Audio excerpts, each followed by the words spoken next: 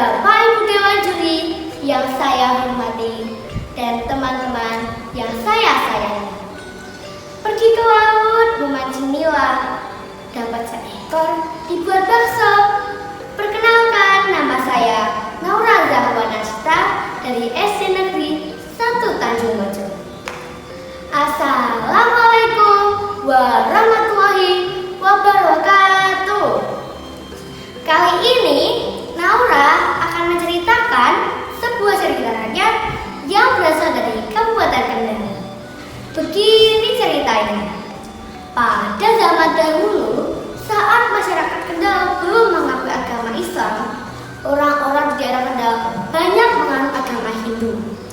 Hal ini dapat dilihat dari banyaknya peninggalan sejarah berupa candi, arca, makam bersejarah, dan masih banyak lagi. Menurut sejarah, Kendal diperkirakan pernah menjadi pintu gerbang kerajaan kuno yang berjaya di Jawa Tengah pada abad ke-7 sampai abad ke-9.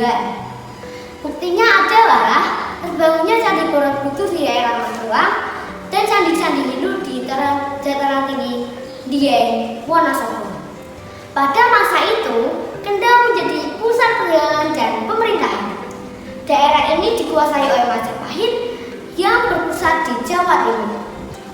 Seorang tokoh yang berperan penting dalam sejarah Kendal adalah Ki Suramenggo atau yang dikenal dengan Empu Pakuwojo. Pada akhir abad ke-14, kerajaan Majapahit runtuh dibarengi dengan kemunculan kerajaan-kerajaan Islam yang mulai berkembang di tanah Jawa. Salah satunya adalah Kerajaan Bintoro yang mulai mensyiarkan agama Islam ke berbagai penjuru tanah Jawa. Salah satu tokoh yang berperan penting dalam penyebaran agama Islam di Kendal adalah Batara Atong atau yang dikenal dengan Sunan Keraton. Beliau memulai perjalanannya menuju Kaliwungu dan mendirikan sebuah padepokan untuk memulai mengajarkan agama Islam kepada para penduduk. Namun, perjuangan Sunan Keraton tidaklah semudah yang dibayangkan. Beliau mendapat tantangan dari Empu Pakuwojo, seorang ahli pembuat pusaka yang mengaku masih berkuasa di bawah bayang-bayang Majapahit. Empu Pakuwojo adalah orang yang kaku, kejam, dan orang yang tidak segan-segan menghukum rakyat yang hendak masuk agama Islam. Disinilah Empu Pakuwojo memberontak terhadap kegiatan Sunan Keraton yang hendak menyebar agama Islam di daerah Kendal. Apa yang lakukan di sini, Sunan Keraton? Ini daerah kuasaanmu. Aku tidak akan membiarkan siapapun menyebarkan agama Islam di daerah ini, ujar Empu Pakuwojo. Aku tidak datang untuk memusuhi kamu, Pakuwojo. Aku datang untuk menyebarkan agama Islam, agama yang benar dan suci. Aku tidak percaya dengan agama Islam. Pergi dari sini, pergi. Kalau kau tidak pergi, lawan aku sekarang juga, tantang Pakuwojo. Baiklah, kalau itu yang kau inginkan. Tetapi dengan syarat, jika aku yang menang, kau dan rakyatmu harus mengakui dan memeluk agama Islam. Sebaliknya, jika engkau yang menang, aku dengan tangan terbuka akan pergi dari daerah ini. Akhirnya, terjadilah adu ilmu antara Empu Pakuwojo dan Sunan Keraton. Ketika adu ilmu berlangsung, Empu Pakuwojo mengeluarkan keris saktinya untuk melawan Sunan Keraton. Akan tetapi, nasib baik tidak berpihak pada Empu Pakuwojo. Ia pun kalah dan lari untuk bersembunyi. Kebetulan, terdapat sebuah pohon besar yang dapat dijadikan tempat persembunyian. Dengan harapan, Sunan Keraton tidak dapat menemukan dirinya.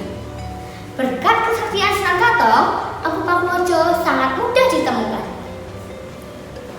Ampun, ampun Sunan, aku mengaku kalah dan aku ingin memeluk agama yang kau sebarkan, yaitu agama Islam.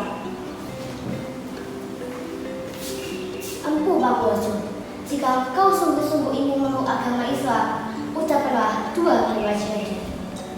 Asyhadu alla ilaha illallah wa asyhadu anna Muhammadar Rasulullah. Pada akhirnya, Empu Pakuwojo memeluk agama Islam dan menjadi murid Sunan Keraton.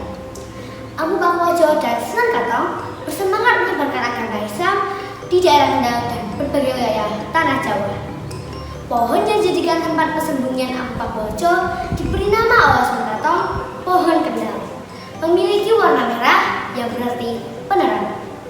Oh iya teman-teman, pesan moral yang bisa kita ambil dari cerita ini, yang pertama, bahwa perjuangan dan kesabaran sangat penting dalam meraih kesuksesan. Yang kedua, bila mengerjakan sesuatu harus bersungguh-sungguh. Dan yang ketiga, kita tidak boleh bersifat sombong. Sambal diberi terasi, itu belajar namanya. Salam literasi, mari budayakan membaca. Kota Kendal, masyarakat yang beriman, kemana-mana membawa tasbih